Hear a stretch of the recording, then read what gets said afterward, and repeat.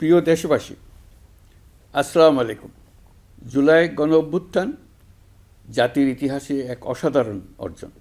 এটি অপ্রত্যাশিতভাবে জাতির জীবনে গণতন্ত্র, ন্যায় বিচার ও মানুষের অধিকার প্রতিষ্ঠার সুযোগ এনে দিয়েছে।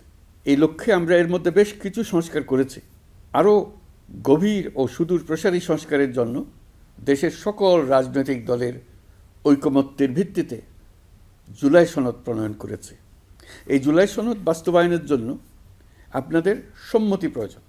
এর জন্য গণভোটের আয়োজন করা হয়েছে। এই গণভোটে অংশ নিন, সনদে আপনার সম্মতি দেন। আগামী 12ই ফেব্রুয়ারি জাতীয় সংসদ নির্বাচনের দিনেই অনুষ্ঠিত হবে গণভোট।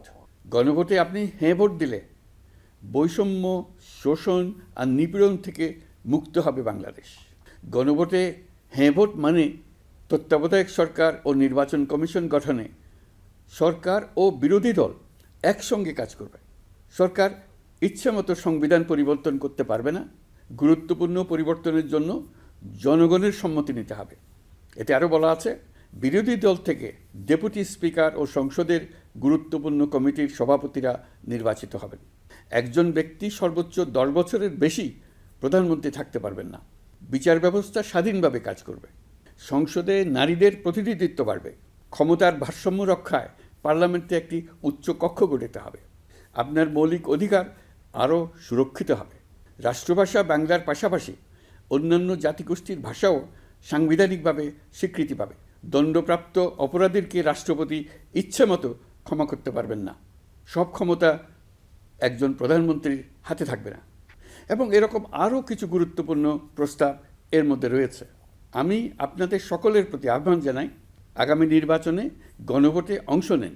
রাষ্ট্রকে আপনার প্রত্যাশা মতো গড়ে তোলার জন্য হেঁতে সিল দেন।